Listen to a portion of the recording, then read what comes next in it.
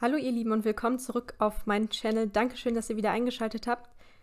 Ja, im heutigen Video gibt es wieder ein Skizzenbuch von mir zu sehen, welches ich schon gefüllt habe.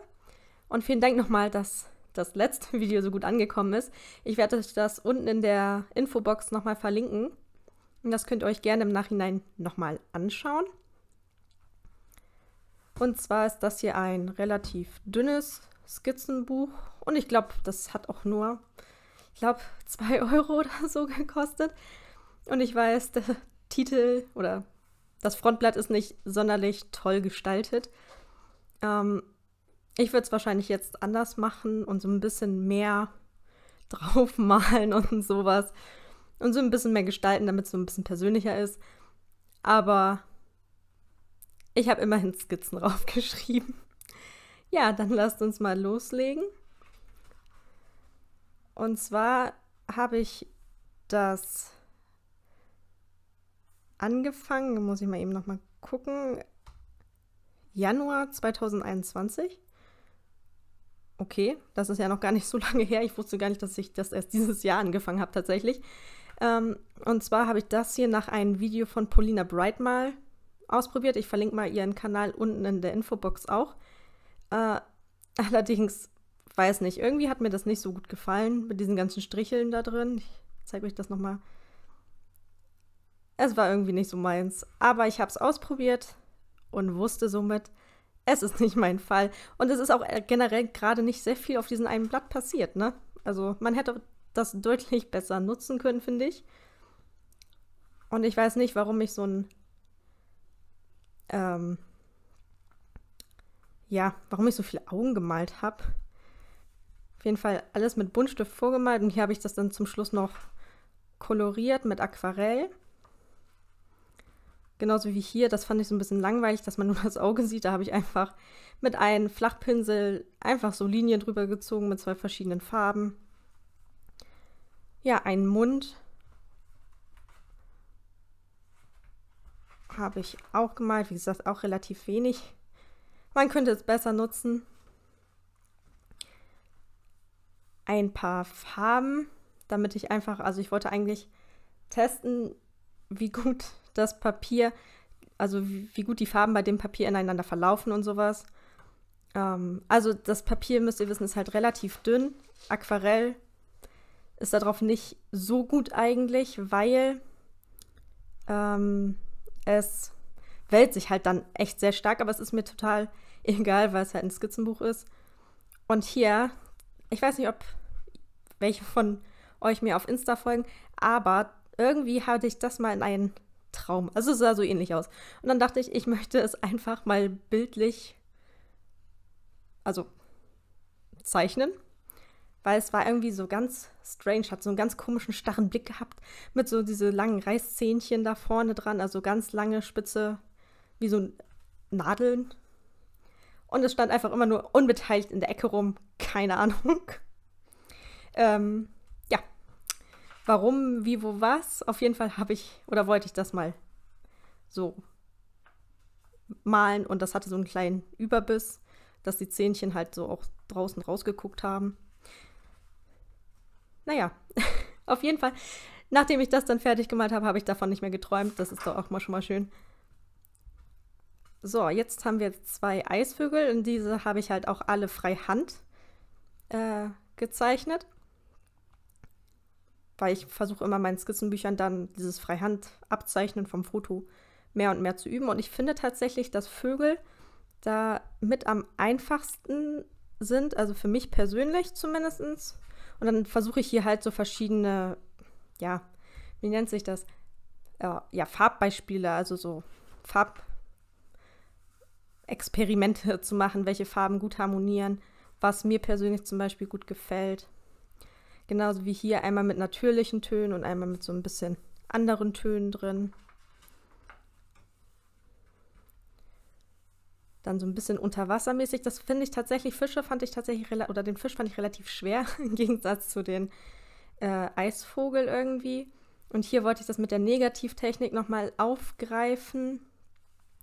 Dazu habe ich bereits ein Video, das ist so mit Fischen auch wieder Fische über, fällt mir gerade auf. Und das lasse ich euch oben rechts mal einblenden.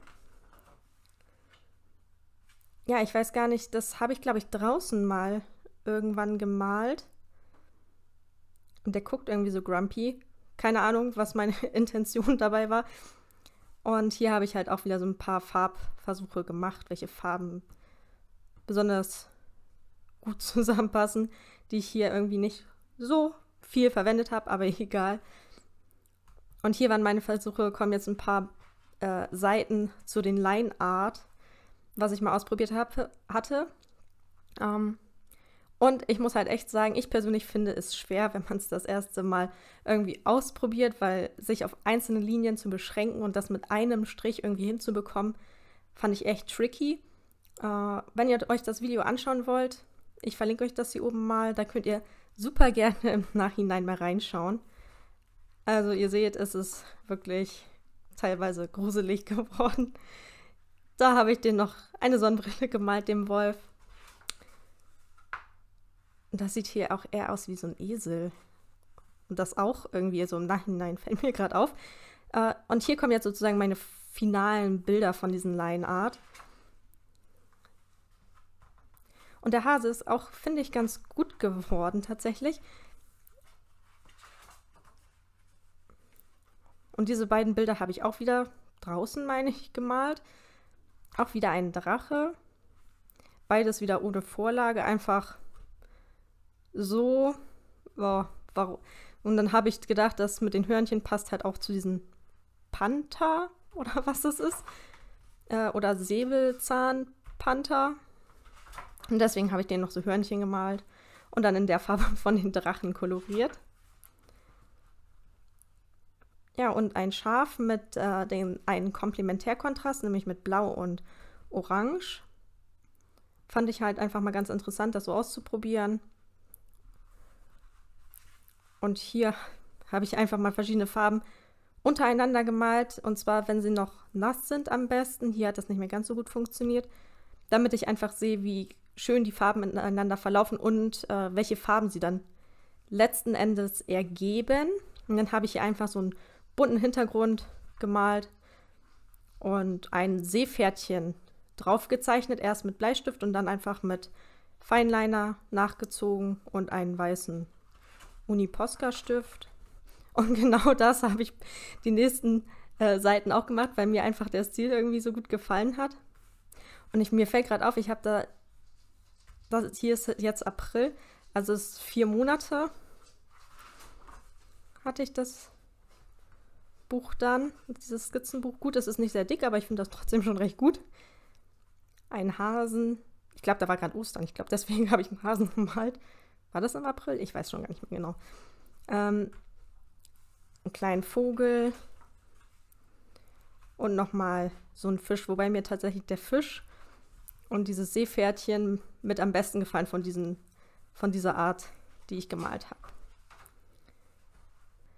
So, das waren also meine ganzen Skizzen in diesem Skizzenbuch, welche ich innerhalb von 4 Monaten gezeichnet habe und gemalt habe. Wie immer würde ich mich natürlich sehr über ein Like freuen, wenn euch das Video gefallen hat.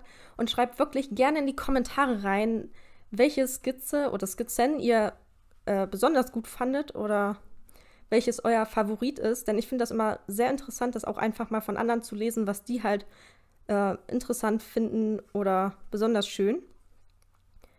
Und vielleicht hat es ja auch den einen oder anderen inspiriert, selber mal ein Skizzenbuch anzulegen. Also es macht wirklich richtig viel Spaß. Und ihr seht auch, ein Skizzenbuch muss nicht teuer sein, um Spaß zu machen. Für den Anfang finde ich das hier auch total ausreichend. Ich habe mir das gleiche Skizzenbuch auch nochmal gekauft, allerdings mit schwarzem Einband. Und wir sehen uns, wenn ihr natürlich wollt, in einem anderen Video oder im nächsten Video wieder. Hier findet ihr zum Beispiel 2 andere Videos von mir und klickt natürlich super gerne die Glocke an und abonniert meinen Channel, wenn ihr nichts Neues verpassen wollt. Ja, dann natürlich bleibt kreativ und bis zum nächsten Mal. Tschüss!